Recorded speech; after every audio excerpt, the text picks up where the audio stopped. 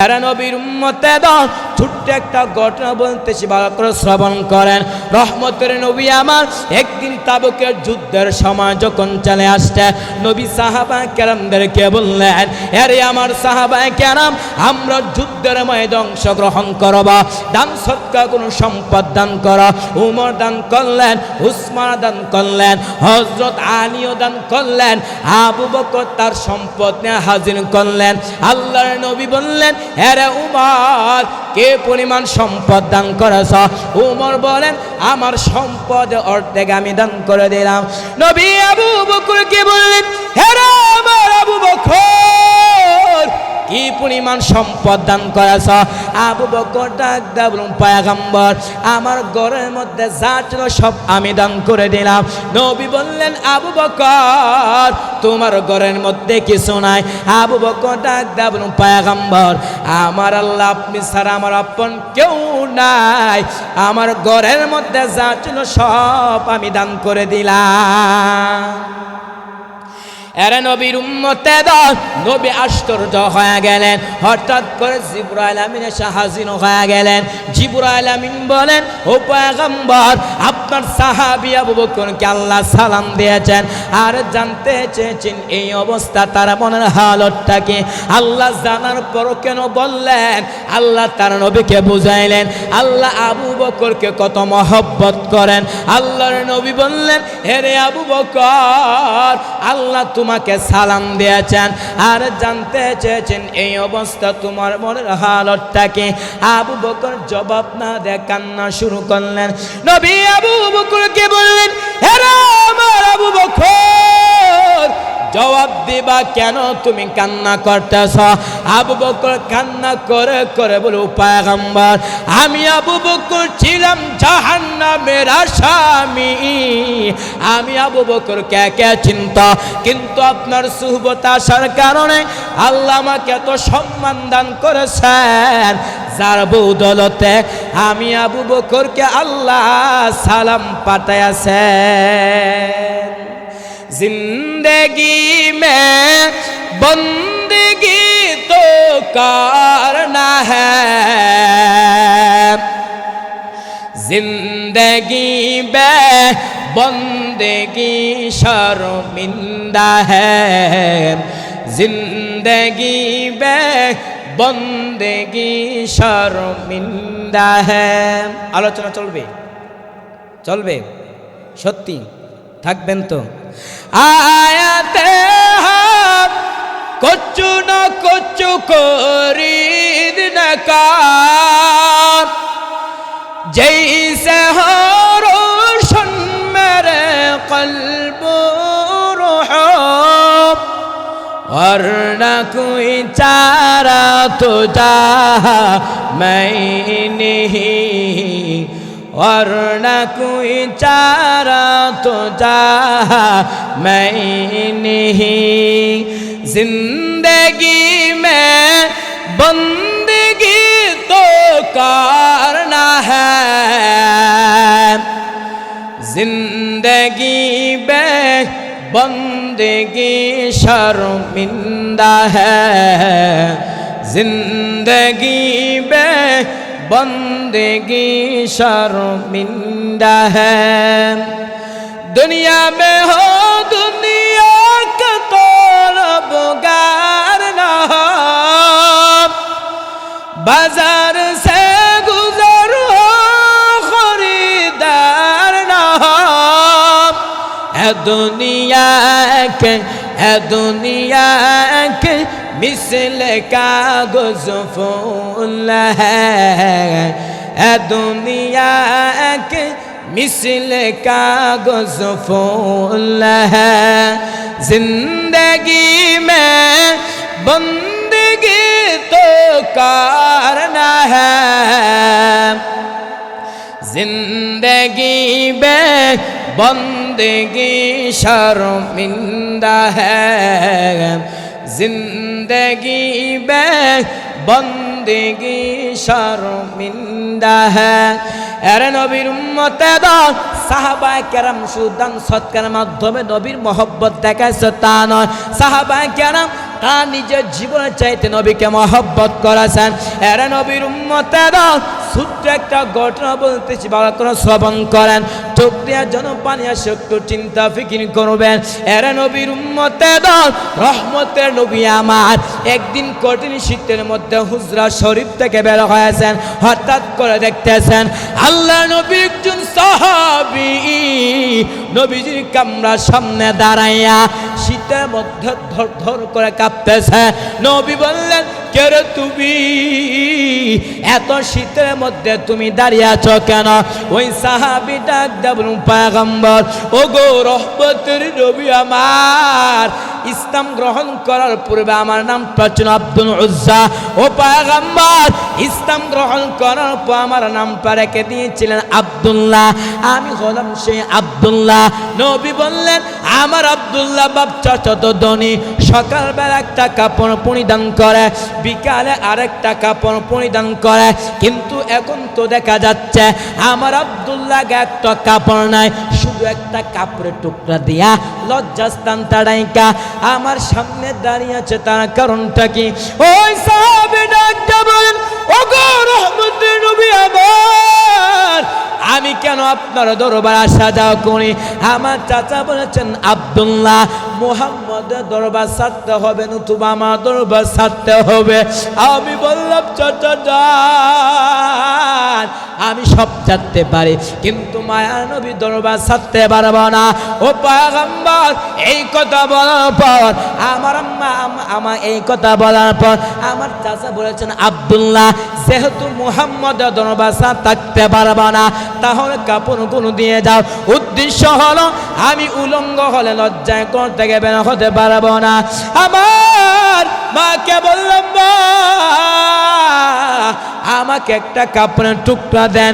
ওই কাপড়ের টুকরা দিয়া লজ্জাস্থানটা ডাইকা যদি আমি নবীকে একটা নজর দেখতে পাই, জীবনের কোনো আকাঙ্ক্ষা থাকবে না।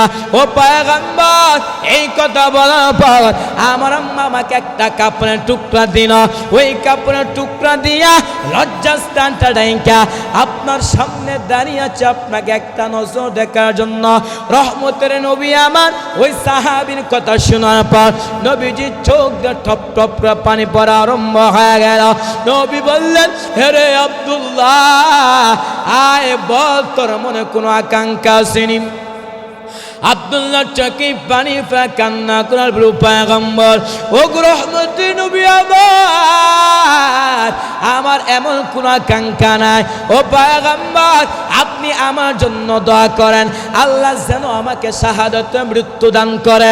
রহমতের নবী আমার ওই সাহাবীর জন্য যখন দোয়া করল, হঠাৎ করে একটা যুদ্ধ আসলো।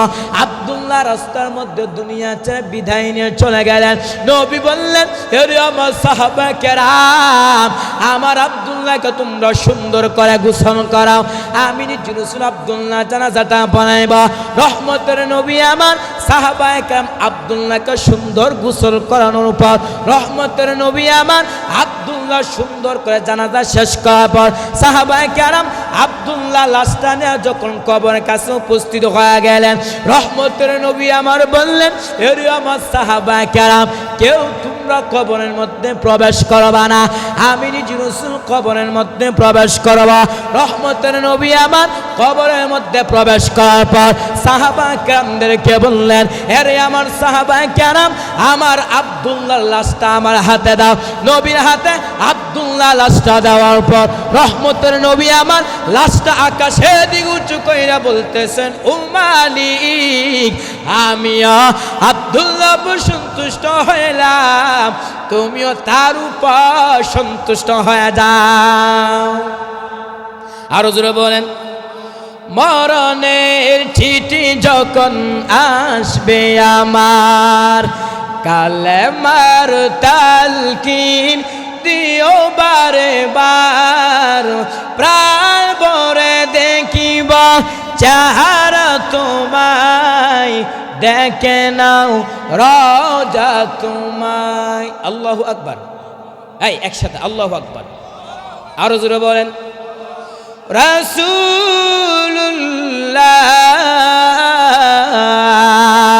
কি উপায় হবে আমার হাবিবুল্লাহ কি উপায় হবে আমার ও মদিনার পথের ধুলি মাখতাম আমি ফেলে সুরমা বলি ফিরে ফেত নয়ন নুরির আদার দেখে নাও রোজা তোমায় রাসূলুল্লাহ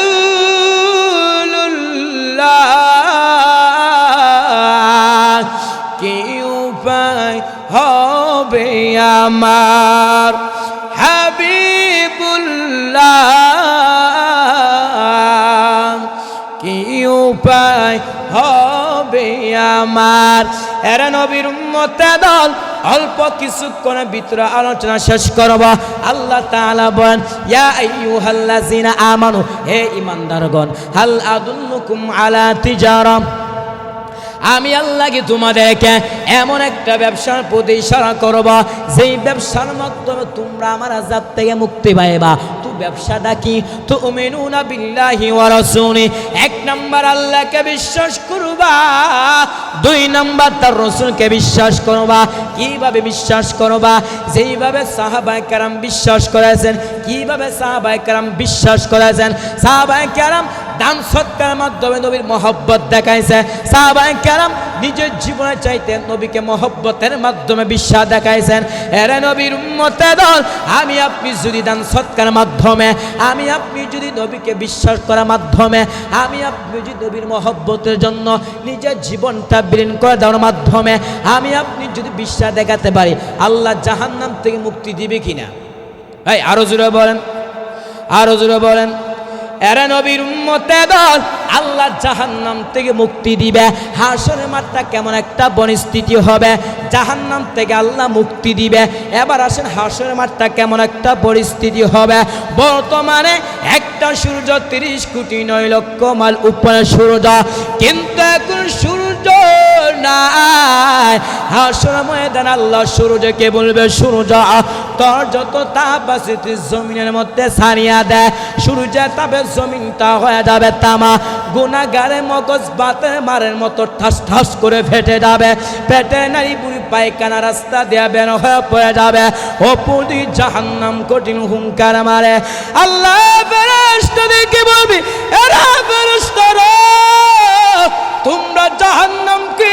ভালোভাবে ধরো 70,000 রহমতের ফেরেশতারা জাহান্নামকে ধরতে পারে না জাহান্নাম বিকট অবস্থা জাহান্নামের আওয়াজে হাসরের ময়দান থরথর করে কেঁপে উঠবে আমার আপনার নবী মায়ের নবী সেজদায় পড়ে কাঁদবেন আর বলবেন আল্লাহ আমার উম্মতগুলোকে জাহান্নাম থেকে বাঁচাও আমার একটা উম্মত জাহান্নামে গেলে আমি মুহাম্মদ আপনার তুরি জান্নাতে যাব না আল্লাহ বলবেন ও পয়গম্বর ওয়ালা সাউফা ইউতিকা রাব্বুকা ফাতারদা ও পয়গম্বর আমি আল্লাহ আপনাকে বেজান করব না আপনার একটা উম্মতর জাহান্নামে দেওয়া হবে না আমার আল্লাহ তাআলা কুদ্দুতি হাতের মাধ্যমে সামান্য একটু পানি দিয়ে ফেরেশতাদেরকে বলবেন এরে ফেরেশতারা তোমরা জাহান্নামে গিয়ে পানিটা ছিটা দাও ফেরেশতারা যখন জাহান্নামে গিয়ে পানিটা ছিটা দেবা জাহান্নাম পিছনে বাঁকতেছে ফেরেশতারা বলবে মালিক যেই জাহান্নামকে 70,000 রহমতের ফেরেশতারা জাহান্নামকে ধরতে পারে না এটা কেমন পানি দিছ এটা কি আবাহাতের পানি নাকি জমজমের পানি নাকি কাউসারের পানি আল্লাহ বলবে না রে ফেরেশতারা এটা জমজমের পানিও না এটা কাউসারের পানিও না এই পানিটা হলো আমার আখির জামানার পয়গম্বরের উম্মতের চোখের পানি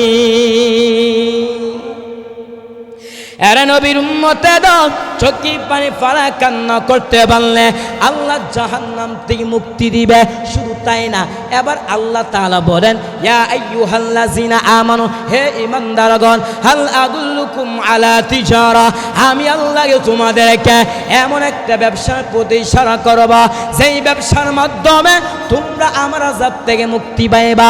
তো হাসর মাঠটা বললাম, এবার জাহান্নামের আগুনটা কেমন ভয়ঙ্কর হবে।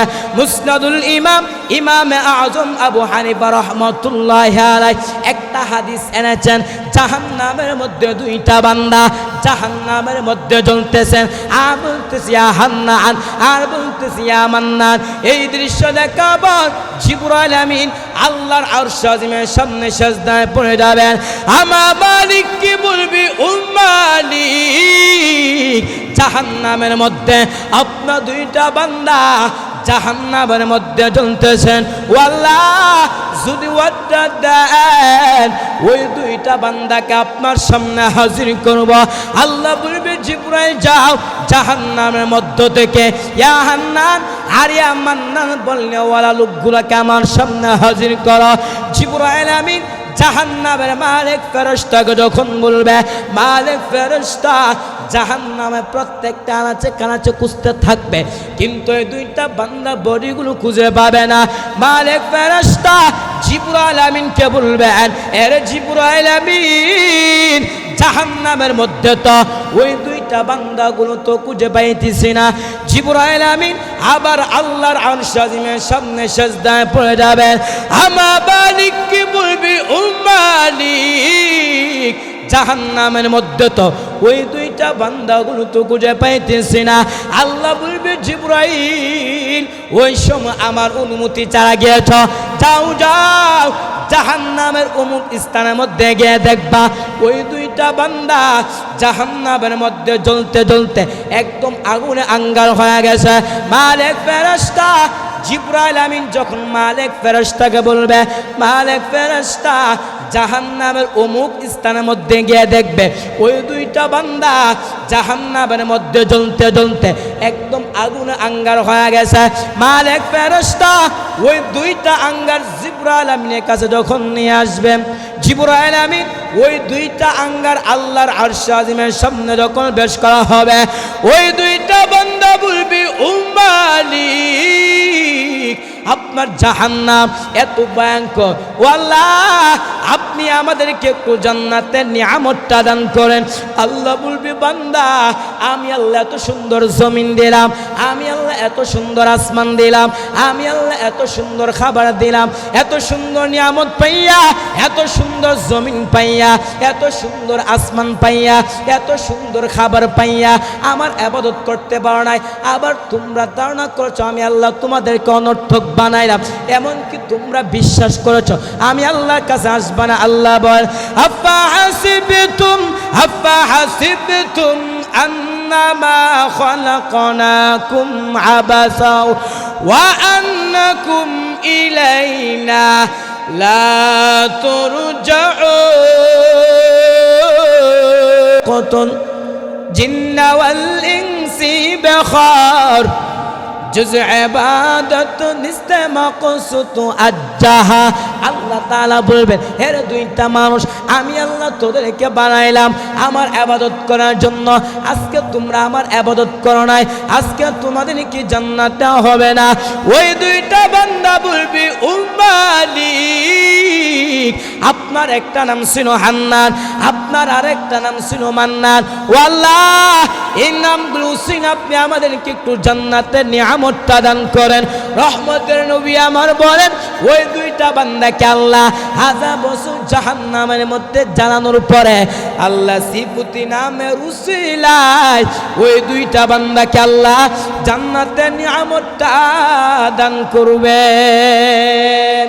या इलाही तू मेरा माबूद है, या इलाही तू मेरा माशूक है, या इलाही मुझसे मुझको दूर कर ताकि देखो मुझ में तुझको एक नजर कुफ्र शिरक मेरे दिल से दूर कर, मेरे दिल में এশকে হক গুলজারু কর।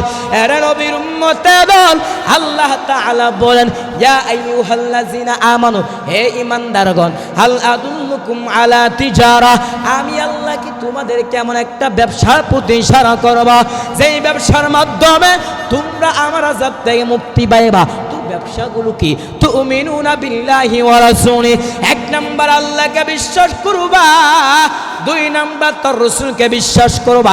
কিভাবে বিশ্বাস করবা?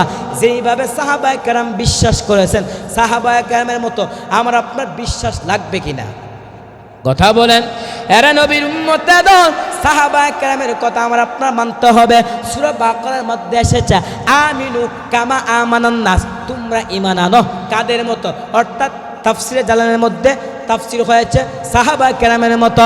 এরা নবীর উম্মতে দল, যেইভাবে সাহাবায়ে কেরাম বিশ্বাস করেছেন, যেইভাবে সাহাবায়ে কেরাম নবীর মহব্বত নিয়েছেন, যেইভাবে সাহাবায়ে কেরাম নবীর জন্য পাগল ছিল, সেইভাবে আমি আপনি বিশ্বাস দেখাতে হবে। আমি আপনি নামাজের মাধ্যমে বিশ্বাস দেখাতে হবে। আমি আপনি রোজার মাধ্যমে, রোজা পালন করার মাধ্যমে বিশ্বাস দেখাতে হবে। মোট কথা সাহাবায়ে কেরাম তারা যেমনভাবে বিশ্বাস দেখাইছেন, যদি আমি আপনি বিশ্বাস দেখাতে পারি, আল্লাহ জাহান্নাম থেকে মুক্তি দিবে কিনা? এই কথা বলেন। মুক্তি দান করবে। শুধু তাই না, দুনিয়ার মধ্যে আপনি ব্যবসা করতে চান, তিনটা মূলনীতি নিয়ে আলোচনা করেছিলাম। এক নম্বরে, যেই বান্দা ব্যবসা করতে চা, ওই ব্যক্তির জন্য জ্ঞান থাকতে হবে। ঠিক তেমনভাবে যেই বান্দা উজু করতে চা, যে ব্যক্তি নামাজ পড়তে চা, যে ব্যক্তি রোজা রাখতে চা, যে ব্যক্তি হজ করতে চা, ওই ব্যক্তির জন্য জ্ঞান লাগবে কিনা? এই কথা বলেন। জ্ঞান থাকতে হবে। দুই নম্বরে, যেই বান্দা ব্যবসা করতে চা, ওই ব্যক্তির জন্য পুঁজি থাকতে হবে। ঠিক তেমনভাবে যেই ব্যক্তি নামাজ পড়তেছে, যেই ব্যক্তি রোজা রাখতেছে, যেই ব্যক্তি হজ করতেছে, ওই ব্যক্তির আমলটা আল্লাহর কাছে কবুল হতে হলে ঈমান লাগবে কিনা? কথা বলেন। ঈমান যদি না থাকে, আমল করে কোন লাভ হবে?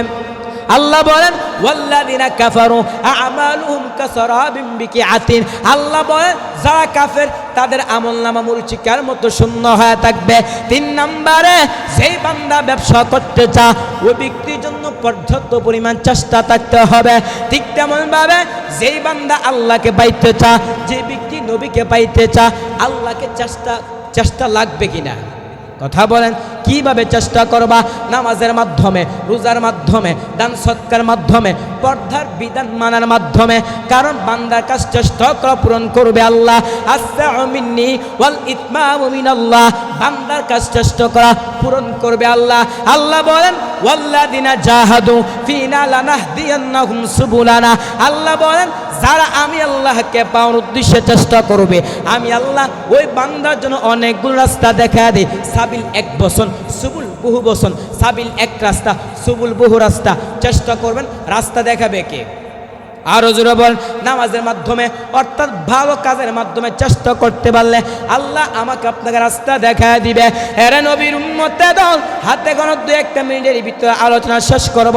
অতএব আল্লাহর কাছে চাইতে হবে। আপনি যদি চাইতে চান, চেষ্টা কিভাবে করবেন? আল্লাহর কাছে চাওয়ার মাধ্যমে। আমার আল্লাহ তো আপনাকে মাফ করার জন্য, আমার আল্লাহ তো আপনাকে মাফ করার জন্য আল্লাহ রেডি থাকে কিনা? কথা বলেন। এরে নবীর উম্মতে দল, দুনিয়ার সবাই যখন ঘুমায় যায়, এরে ময়মনসিংহ গফরগাঁও এলাকার মানুষ, আপনারা যখন ঘুমায় থাকেন, আমার মালিক প্রথম আসমানের মধ্যে আইসা বলেন আলামিন মুস্তারজিকিন ফাআরযুকাহু, আলামিন মুস্তাগফিরিন ফাআগফির লাহু। আমার আল্লাহ তাআলা প্রথম আসমানের মধ্যে আইসা বলেন, এরে গফরগাঁও এলাকার মানুষ, আমি আল্লাহর কাছে রিজিক চা, আমি আল্লাহ তোর রিজকের ওয়াসাআত বাড়ায় দিব। আলামিন মুস্তাগফিরিন ফাআগফির লাহু, আমি আল্লাহ তাআলার কাছে ক্ষমা চা, আমি আল্লাহ তোকে মাফ করে দিব। আমার আল্লাহ তাআলা কত মহব্বতের শুরু দিয়া বলেন। আল্লাহ বলেন ও পয়গম্বর, আপনি জানায় দেন ইয়া ইবাদিয়াল্লাযিনা আসরাফু, ইয়া ইবাদিয়াল্লাযিনা আসরাফু আলা আনফুসিহিম লা তাকনাতু মির রাহমাতিল্লাহ, ইন্নাল্লাহা ইয়াগফিরুয যুনুবা জামিআ, ইন্নাহু হুয়াল গফুরুর রহিম।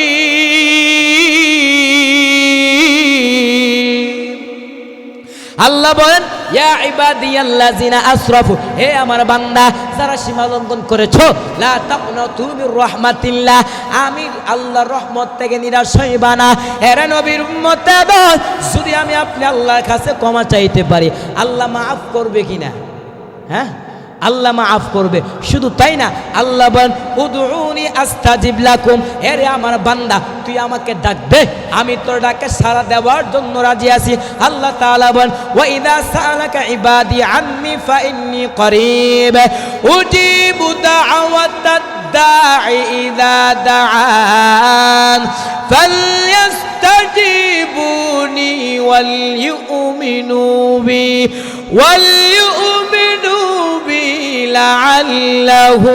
লাআল্লাহুম ইয়ারশুদুন।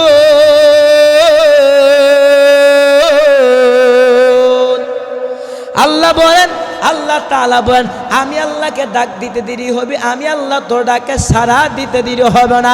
এরা নবীর উম্মতেরা, আপনি যখন দুনিয়ার কাউকে ডাকবেন, দুনিয়ার সবাই ব্যস্ত হয়ে যা, রাতের বেলা ঘুমায়া যা, দিনের বেলা সজাগ থাকে, আবার যখন ডাকতেন বলে ঘুমায়া গেছে। এরে নবীর উম্মতেরা, আমার আল্লাহ তাআলা বলে হে রে আমার বান্দা, তুই আমি আল্লাহকে কোথায় তালাশ করবি?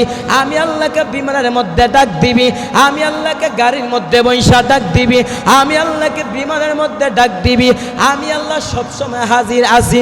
এরে নবীর উম্মতেরা, এজন্য আমার আপনার গুনাহ হয়ে গেছে, যদি আল্লাহর কাছে ক্ষমা চাইতে পারি চেষ্টার মাধ্যমে, আল্লাহ মাফ করবে কিনা? কথা বলেন, আল্লাহ অবশ্যই মাফ করবে। অতএব আমার আপনার আল্লাহর কাছে তো চাইতে হবে, সে চাওয়াও তো চেষ্টা লাগবে, ঠিক না? চেষ্টা করতে পারলে আল্লাহ রাস্তা দেখাবে। আর আমি আপনি যখন আল্লাহ রাস্তায় পেয়ে যাব, আল্লাহ আমাকে আপনাকে জাহান্নাম থেকে মুক্তি দিবে। কিভাবে মুক্তি দিবে? অর্থাৎ তুমিনুনা বিল্লাহি ওয়া রাসূলি, এমনভাবে বিশ্বাস করবা যেইভাবে সাহাবায়ে কেরাম বিশ্বাস করেছেন। সাহাবায়ে কেরাম অর্থের মাধ্যমে, দান সৎকার মাধ্যমে, মোট কথা সাহাবায়ে কেরাম তাদের জীবনের চাইতে নবীকে মহব্বত দেখাইছে। অতএব আমি আপনি যদি নবীকে মহব্বত দেখাতে পারি, আমার আপনার জীবনের চাইতে অবশ্যই আল্লাহ এবং তার রসুলকে পেয়ে যাব। পাশাপাশি দুনিয়া আল্লাহ নিয়ে ব্যবসা করতে চান, তিনটা মূলনীতি বলেছিলাম, এই তিনটা মূলনীতিকে সামনে রেখে আল্লাহ এবং তার রসুলকে পরিপূর্ণ বিশ্বাস স্থাপনা করতে পারি। বিশ্বাস স্থাপনা দেখার মাধ্যমে আমার আপনার জীবনকে সুন্দর করে পরিচালিত করতে পারি। সুন্দর করে পরিচালিত করে আমি আপনি যেন জান্নাতের সেই দ্বার প্রান্তে যেতে পারি। আল্লাহ পাক সবাইকে তৌফিক দান করুক। ওয়া আখিরু দাওয়ানা আলহামদুলিল্লাহি রাব্বিল আলামিন।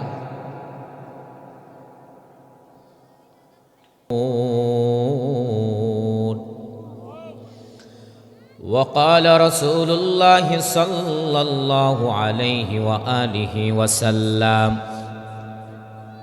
الكيس من دان نفسه وعمل لما بعد الموت أو كما قال النبي عليه الصلاة والسلام صدق الله مولانا العظيم وصدق رسوله النبي الكريم ونحن على ذلك من الشاهدين والشاكرين والذاكرين والحمد لله رب العالمين। मोमिन जो फ़िदा नक़्श काफ़े पाए नबी हो, मोमिन जो फ़िदा नक़्श काफ़े पाए नबी हो, ज़ीर क़दम आज भी आलम का ख़ज़ीना हो, ज़ीर क़दम आज भी आलम का ख़ज़ीना। गर सुन्नत नबवी की करे पैरवी उम्मत, गर सुन्नत नबवी की करे पैरवी उम्मत, तोहफा से निकल जाएगा फिर इसका पसीना, तोहफा से निकल जाएगा फिर इसका पसीना। आशिक हो बेरे दरन शहनशाह दो आलम,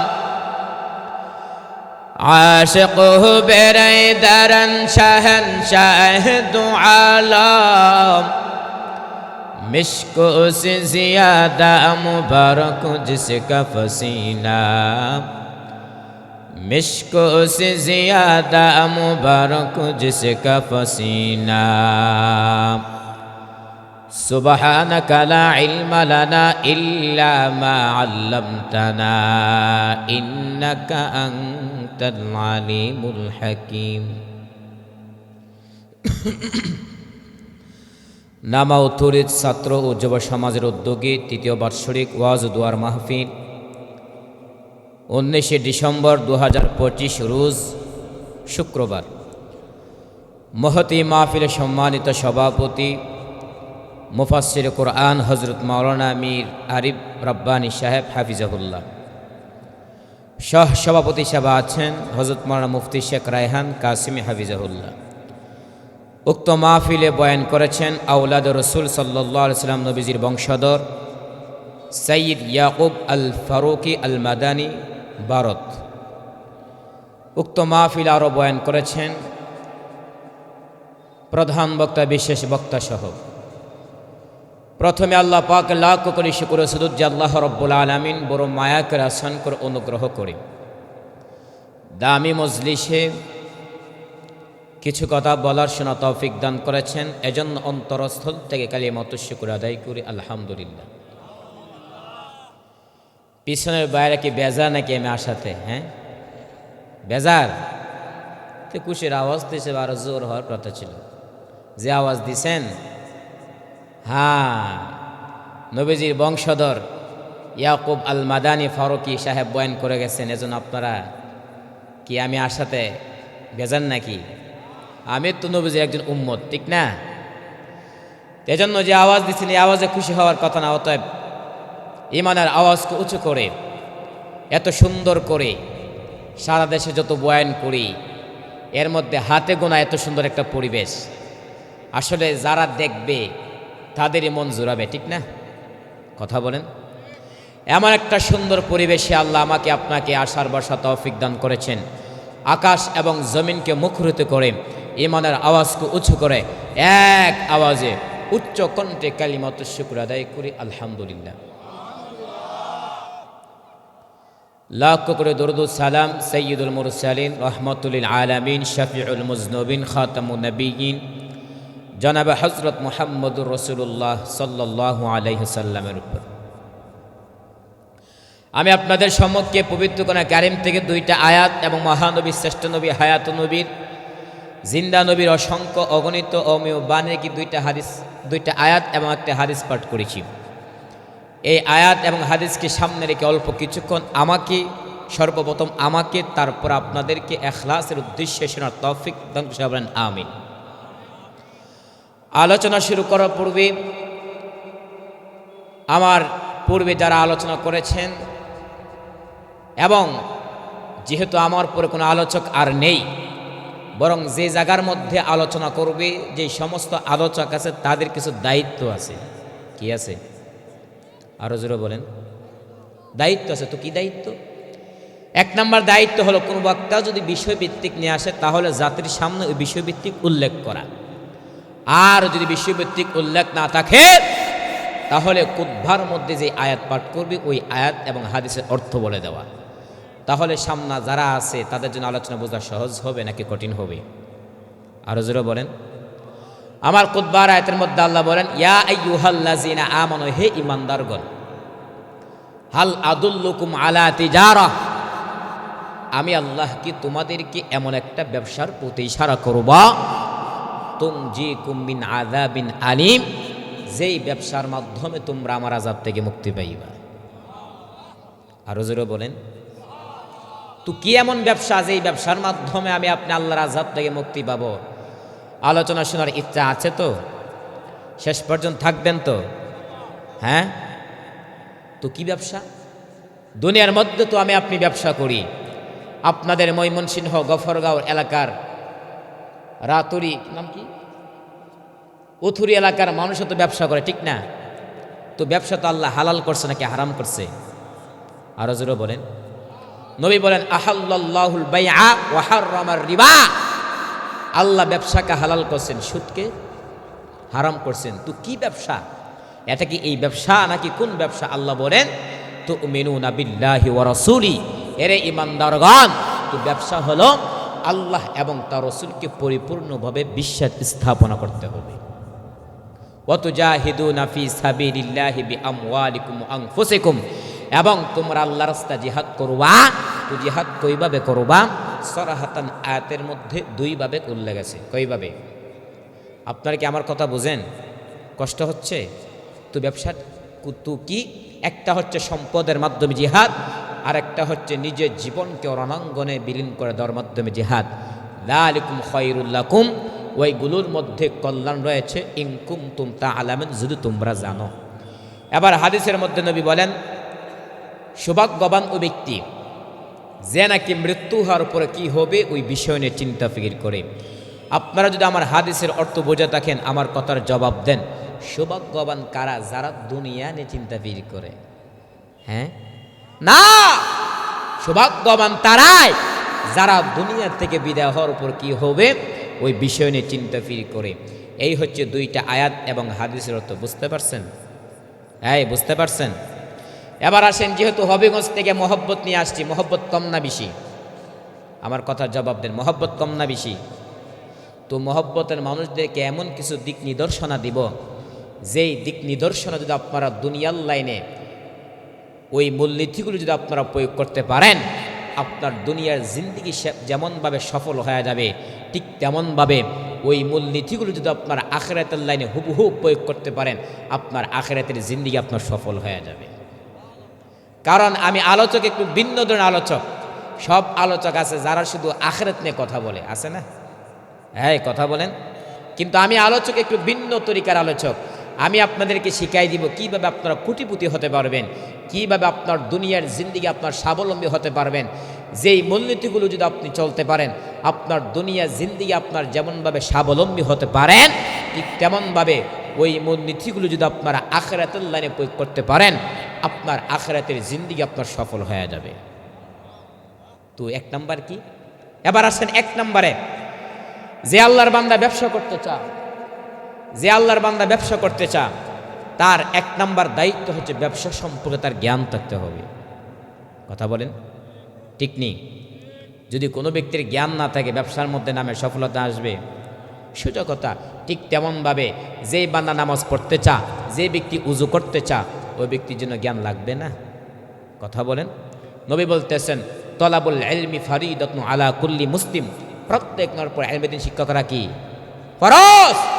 এজন্য দুনিয়ার লাইনে প্রয়োগ চলতে চান, ব্যবসা করতে চান, আপনার জ্ঞান থাকতে হবে। ঠিক তেমনভাবে নামাজ পড়তে চান, উজু করতে চান, জ্ঞান লাগবে কি না? এই আলোচনা বুঝতেছেন? এবার দুই নাম্বার আসেন, যে আল্লাহর বান্দা ব্যবসা করতে চা, ওই ব্যক্তির পুঁজিও থাকতে হবে। কি থাকতে হবে? আরো জোরে বলেন। ঠিক তেমনভাবে যেই বান্দা নামাজ পড়তেছে, যে ব্যক্তি রোজা রাখতেছে, যে ব্যক্তি হজ করতেছে, ওই ব্যক্তির আমলটা আল্লাহর কাছে কবুল হতে হলে তার ঈমান থাকতে হবে। ঈমান যদি না থাকে আমল করেন কোন লাভ হবে? এটা কোরআনের কথা, ওয়াল্লাযীনা কাফারু আ'মালুহুম কাসারাবিন বিকিআতিন, যারা কাফের তাদের আমল নামা মরুচিকার মতো শূন্য হয়ে থাকবে। আপনি মরুভূমির মধ্যে যখন যাবেন, দূর থেকে দেখবেন পানি পানি করে চিৎ করে, যখন আপনি কাছে যাবেন, আরে সেটা তো পানি না, সেটা কি? হ্যাঁ, বালি। এজন্য ঈমান যদি না থাকে আপনি যত আমল করেন কোন লাভ হবে? কথা বলেন। ঈমান দামি সম্পদ। আমি আপনি উযু ভঙ্গের কারণ জানি, নামাজ ভঙ্গের কারণ জানি, কিন্তু একদিন কি চিন্তা ফির করেছেন ঈমান ভঙ্গের কারণ কয়টা? অনেক আল্লাহর বান্দারা জানে না। দুইটা বলা যায়। এক নাম্বার হচ্ছে আল্লাহ আপনার উপর যতগুলো বিধান আরোপিত করেছেন, ওই বিধান যদি আপনি অস্বীকার করেন, ঈমান থাকবে? হ্যাঁ, আরো জোরে বলেন। দুই নাম্বার হচ্ছে আল্লাহ যতগুলো বিধান আমার আপনার উপর আরোপিত করেছে, ওই হুকুম আহকাম যদি আপনি তুচ্ছ হিসাবে দেখি, ঈমান থাকবে? কথা বলেন। এজন্য ঈমান দামি সম্পদ। এই যে দুইটা মূলনীতি বললাম, এই দুইটা মূলনীতির উপর আমার আপনার কখন আমল করা সম্ভব হবে? যখনই আমার আপনার ভিতরে ধৈর্য থাকবে। কি থাকবে? আরো জোরে বলেন। আর যখন আমি আপনি ধৈর্য করতে পারবো, আল্লাহ তাআলা আমাকে আপনাকে বিনা হিসাবে জান্নাত দান করবে। আল্লাহ তাআলা বলেন ইন্নামা ইউওয়াফাস সাবিরুনা আজরাহুম ইন্নামা ইউওয়াফাস সাবিরুনা আজরাহুম বিগাইরি হিসাব।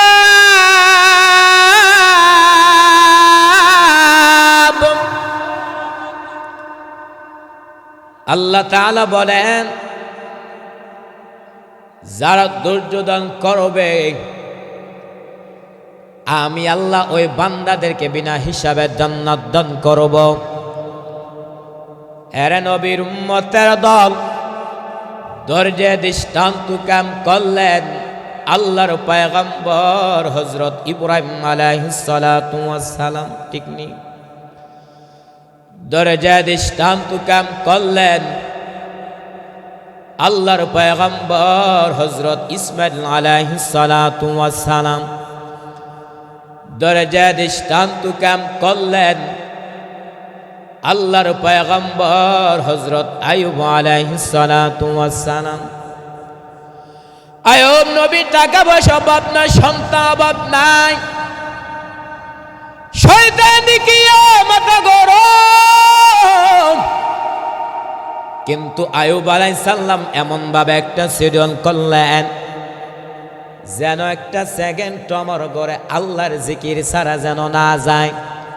শয়তানের মাথা গরম হয়ে গেল, এত ইবাদত আইয়ুব করবেটা কেমন করে হয়? আল্লাহ গো, তোমার একটু সম্পদের মায়া পরে তোমার ইবাদত করে, তোমার একটু সন্তানের মায়া পরে তোমার ইবাদত করে। আল্লাহ কয় না, আইয়ুব যে ইবাদত করে একমাত্র আমার মহব্বত আর ধৈর্যের সাথে ইবাদত করে। বলে না না, কয় দেখ আমি পরীক্ষা করে সব সম্পদগুলো আগুনে জ্বালায় দিন। আইয়ুব নবী কাছে ইবলিস কইরা আইয়ুব আর আল্লাহকে ডেকে লাভ নাই, কারণ তোমার সব সম্পদ আগুনে পড়ে যায়। আইয়ুব নবী মুনাজ্জাত দেখ আলহামদুলিল্লাহ। ইবলিস নাউজুবিল্লাহ বলবা আলহামদুলিল্লাহ কেন?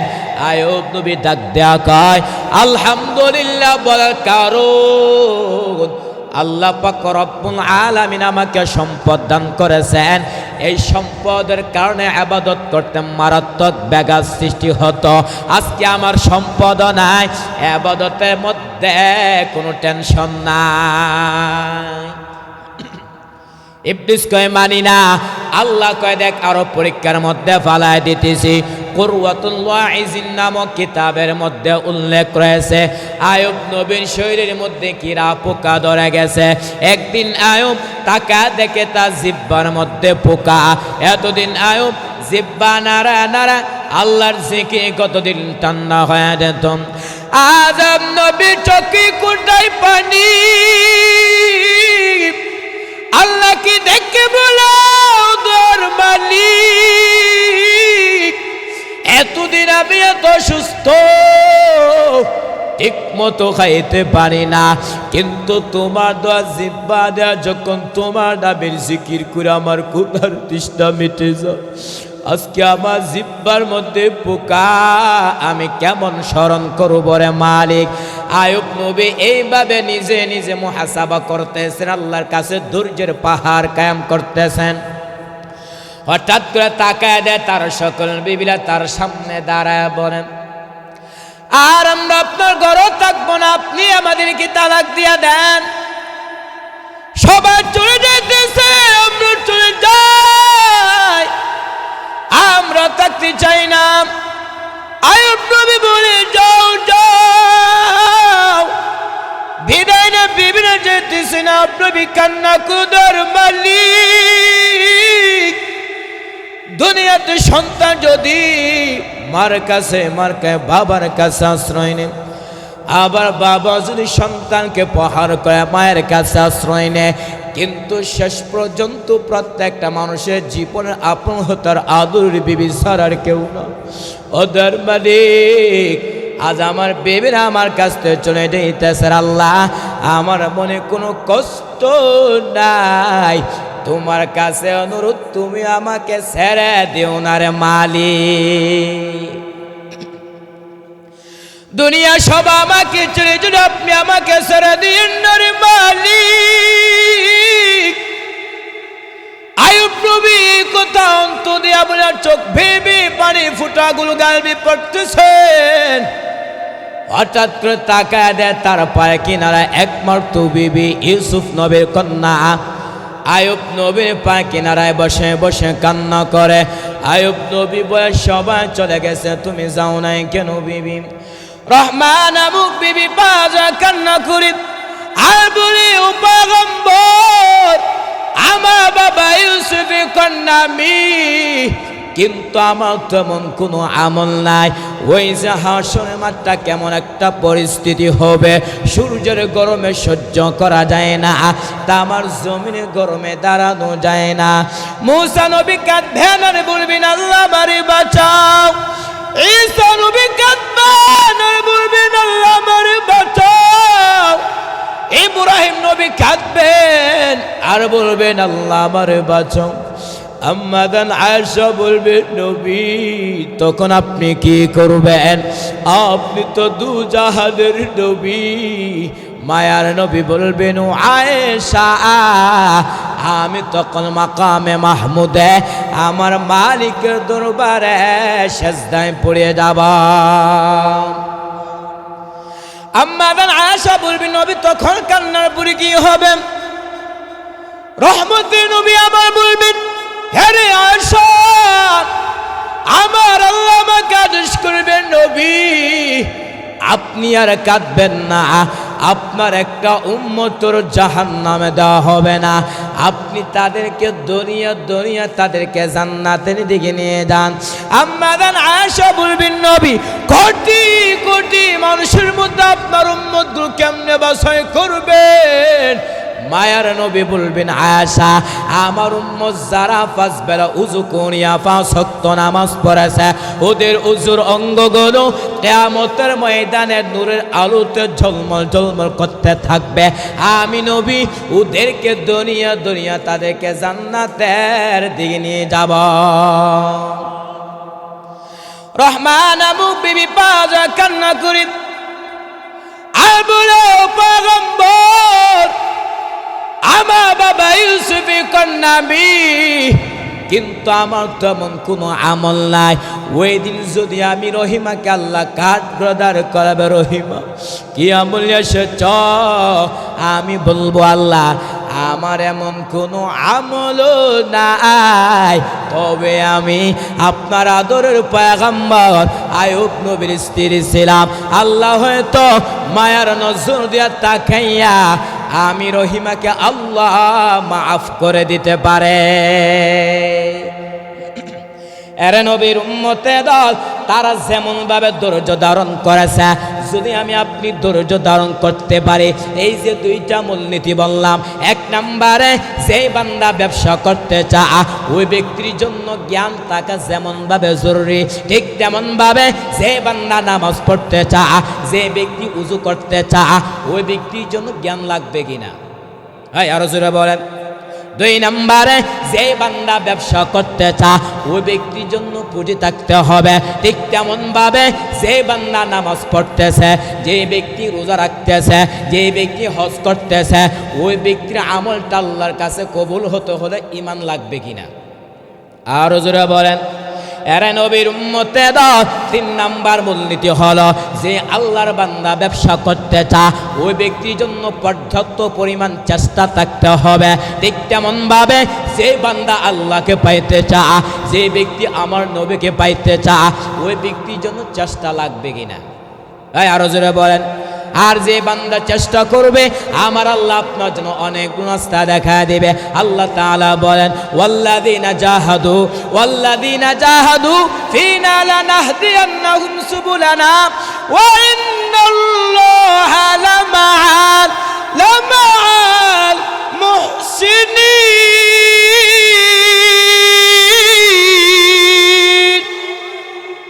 আল্লাহ বলেন যারা আমি আল্লাহকে পাওয়ার উদ্দেশ্যে চেষ্টা করবে আমি আল্লাহ ওই বান্দার জন্য অনেক রাস্তা দেখা দেয়। এর নবীর উম্মতে দল সাহাবায়ে কেরাম তারা চেষ্টা করেছে তারা আল্লাহ বান্দা রাসূলকে পাইছে কিনা? এই আরো জোরে বলেন। এরে নবীর উম্মতে দল সাহাবায়ে কেরামের কথা বাদ দিলাম, চারজন ইমাম। কয়জন? আরো জোরে বলেন, একসাথে বলেন। চারজন ইমাম। একজন হলেন ইমামে আজম আবু হানিফা, 2 নম্বরে ইমাম শাফি রহমাতুল্লাহি আলাইহি, 3 নম্বরে ইমাম আহমদ বিন হাম্বল রহমাতুল্লাহি আলাইহি, 4 নম্বরে ইমাম মালিক রহমাতুল্লাহি আলাইহি। এর নবীর উম্মতে দল তারা এক একজন কত বড় বুজুর্গ, তারা কেমন ভাবে নবীর মহব্বত ছিল। এর নবীর উম্মতে দল ছোট্ট একটা ঘটনা বলতেছি, ভালো করে শ্রবণ করেন। জমানার কুতুব ইমাম, কিন্তু তুমি জুতা পায়ে পরিধান করো নাই কেন? ইমাম মালিক বলেন, আমি নবীর প্রতি আশাক, আমি যখন মদিনার অলিগলিতে জুতা লাগাইয়া হাঁটি, আমি নাকটা লাগা দেখি পয়গম্বরের রওজা গেরান আমার নাকে লাগতেছে। ইমামুল আউয়ালিন আল আখিরিন বহর সাদাকা রহমাতাল লিল আলামিন, শুধু জুদোশ রহমাতাল লিল আলামিন, মসজিদে ও শুধু হামারু এ জমিন। এর নবীর উম্মতে দল ইমাম মালিক রহমাতুল্লাহি আলাইহি 70 বছর বান্দা মদিনার মধ্যে কাটা। ইচ্ছা করলে বান্দা মদিনা থেকে মক্কায় গিয়ে বছর বছর হজ পালন করতে পারে, বছর বছর উমরা পালন করতে পারে, কিন্তু এত সুযোগ থাকার পর ইমাম মালিক তিনি মদিনা থেকে মক্কা যায় না। ইমাম মালিক তার দিলের বড় তামান্না, আমি যদি মদিনা থেকে মক্কা হজ করতে যাই, আর যদি ওখানে আমার ইন্তেকাল হয়ে যায়, আমি তো মদিনাওয়ালা পাশে থাকতে পারবো না। এর নবীর উম্মতে দল তারা কি নবীর প্রতি মহব্বত ভালোবাসা এমনি এমনি চলে আসছে নাকি? এই আরো জোরে বলেন। এর নবীর উম্মতে দল রহমতের নবী আমার বলেন, মানজারা কবরি ওয়াজাবাত লাহু শাফাআতি। নবী আমার উম্মত, আমার যে সকল উম্মত আমি নবীর রওজা জিয়ারত করলো, আমি নবীর পক্ষ থেকে ওই ব্যক্তির জন্য সুপারিশ ওয়াজিব হয়ে গেল। সুবহানাল্লাহ বলেন, আরো জোরে বলেন। এর নবীর উম্মতে দল এই হচ্ছে নবীজির রওজা মুবারকের দাম। এবার আসেন বাইতুল্লাহ, চিনেননি? এই বাইতুল্লাহ চিনেন? বাইতুল্লাহ যে একটা কালো ঘর আছে, ওই কালো ঘরের কেমন দাম? রহমতের নবী আমার বলেন, এই যে বাইতুল্লাহ আছে, ওই কালো ঘরটা আছে, ওই ঘরের উপর প্রতিদিন 120টা রহমত নাজিল হয়। কয়টা? এই কয়টা? 120টা রহমতের নবী আমার বলেন, আমার যে সকল উম্মত বাইতুল্লাহকে সামনে রেখে তাওয়াফ করে, রহমতের নবী আমার বলেন ওই ব্যক্তির উপর 60টা রহমত নাজিল হয়। কয়টা? এই কয়টা? 60টা। শুধু তাই না, রহমতের নবী আমার বলেন, আমার যে সকল উম্মত বাইতুল্লাহর দিকে তাকাইয়া নামাজ পড়ে, রহমতের নবী আমার বলেন ওই ব্যক্তির উপর 40টা রহমত নাজিল হয়।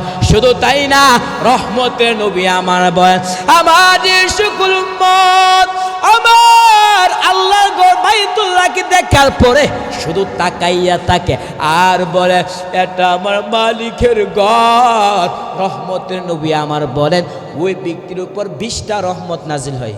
কয়টা? আরো জোরে বলেন।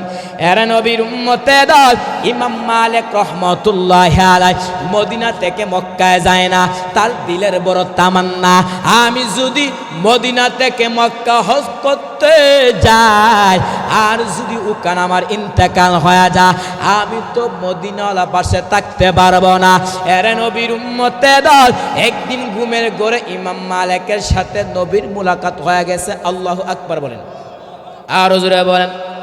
ইমাম মালিক নবীর সাথে কথা শুরু করে দিলেন। ইমাম মালিক বলেন, ওগো রহমতের নবী আমার, আজকে আপনার সাথে আমার অন্য কোনো বিষয়ে কথা না। ও পয়গম্বর, আপনি আমাকে জানা দেন আমার হায়াতটা কত? রহমতের নবী আমার ডান হাত উঁচু করে 5টা আঙ্গুল দেখাইছে। কয়টা? এই আরো জোরে বলেন। রহমতের নবী আমার ডান হাত উঁচু করে 5টা আঙ্গুল দেখাইছে। দেখানোর পরে ইমাম মালিকের ঘুম ভেঙে গেছে। ইমাম মালিক টেনশনের মধ্যে পড়ে গেলেন। রহমতের নবী আমার ডান হাতের 5টা আঙ্গুল দ্বারা কে বোঝাইছে? 5টা বছর নাকি 5টা দিন নাকি 5টা মাস? ইমাম মালিক টেনশনের মধ্যে পড়ে গেলেন। ইমাম মালিক তার খাদেমকে বললেন, খাদেম জলদি করে আল্লামা ইবনে সিরিনের কাছে যাও, তার কাছে যাইয়া স্বপ্নের ব্যাখ্যা জানো, তবে আমার নাম ইমাম মালিক বলবা না। খাদেম দৌড়াইয়া আল্লামা ইবনে সিরিনকে সুন্দর করে সালাম দিল আর বলতে লাগলো, এক আল্লাহর বান্দার সাথে ঘুমের মধ্যে নবীর মুলাকাত হয়ে গেছে। ও আল্লাহ বান্দা নবীকে প্রশ্ন করলেন, নবী আমার হাতটা কত আপনি জানা দেন? রহমতের নবী আমার ডান হাত উঁচু করে 5টা আঙ্গুল দেখাইছে। এবার আপনি স্বপ্নে ব্যাখ্যা করেন 5টা বছর নাকি 5টা দিন নাকি 5টা মাস? আল্লামা ইবনে সিরিন বলেন, যে বান্দা স্বপ্ন দেখেছে তার নামটা বলতে হবে, কারণ হলো ওই ব্যক্তির অনুযায়ী স্বপ্নের ব্যাখ্যা দেওয়া হবে। দেওয়ানবাগির মতো কোনো বেঈমান যদি বলে আমার নবী ডাস্টবিনের মধ্যে পড়ে আছে, আমি বলবো ওই বেঈমানের ঈমান ডাস্টবিনে পড়ে আছে। আল্লামা ইবনে সিরিন বলেন, যে বান্দা স্বপ্ন দেখেছে তার নামটা বলতে হবে, নাম না বলে স্বপ্নের ব্যাখ্যা দিবে না। খাদেম দৌড়াইয়া ইমাম মালিকের কাছে গিয়া বলতে লাগলো, আসসালামু আলাইকুম শেখ আবার, আপনার নাম না বলে স্বপ্নের ব্যাখ্যা দিবে না। ইমাম মালিক তার খাদেমকে বললেন, খাদেম জলদি করে আমার নামটা বলে দাও, তারপর স্বপ্নের ব্যাখ্যা জানা বড় জরুরি। খাদেম দৌড়াইয়া আল্লামা ইবনে সিরিনকে বলতে লাগলো, এই স্বপ্নটা ইমাম মালিক দেখেছেন। আল্লামা ইবনে সিরিন বলেন, আমিও মনে মনে ভেবেছিলাম যে স্বপ্নটা ইমাম মালিক ছাড়া অন্য কেউ দেখতে পারে না। আল্লামা ইবনে সিরিন বলেন, রহমতের নবী আমার ডান হাতের 5টা আঙ্গুল দ্বারা বোঝাইছে 5টা বিষয় এমন আছে যে 5টা বিষয় সম্পর্কে আল্লাহ সারা দুনিয়াতে কেউ জানে না। 1 নম্বরে একটা মানুষ আগামীকাল কি রুজি করবে, কি খাবে, কে জানে? ভাই আরো জোরে বলেন। 2 নম্বরে আগামীকাল বৃষ্টি হবে নাকি হবে না, কে জানে? 3 নম্বরে কিয়ামত কখন সংঘটিত হবে, কে জানে? 4 নম্বরে মায়ের গর্ভের সন্তানটা ছেলে হবে নাকি মেয়ে হবে, কে জানেন? 5 নম্বরে আগামীকাল বৃষ্টি হবে নাকি হবে না, কে জানেন? এরা নবীর উম্মতের দল। এই স্বপ্নের ব্যাখ্যা জানার পর ইমাম মালিক তিনি মদিনা থেকে মক্কা যায় না। ইমাম মালিক তার দিলের বড় তামান্না, আমি যদি মদিনা থেকে মক্কা হজ করতে যাই আর যদি আমার ইন্তেকাল হয়ে যায়, আমি তো মদিনাওয়ালা পাশে থাকতে পারবো না। এরা নবীর উম্মতের দল, তারা যেমন ভাবে নবীকে মহব্বত করেছে, নবীও কি তাদের প্রতি কি কম মহব্বত নাকি বেশি? ভাই আরো জোরে বলেন। এরা নবীর উম্মতের দল, রহমতের নবী আমার বলেন, আম্মা জান আয়েশা বলেন, এরে আমার সাহাবায়ে কেরাম, আমি এবং রাসূল বিছানার মধ্যে শোয়ার পর হঠাৎ করে দেখতে পাইলাম নবী আমার পাশে নাই। নবীকে খুঁজার জন্য হাঁটতে হাঁটতে গিয়ে দেখলাম রহমতের নবী আমার জান্নাতুল বাকির মধ্যে যাইয়া উম্মতের জন্য মাগফিরাত কামনা করতেছেন। আর আল্লাহ কি বলতেছেন, ইন তুআযিবহুম ফাইন্নাহুম ইবাদুক ওয়া ইন তাগফির লাহুম ফাইন্নাকা আনতাল আজিজুল হাকীম।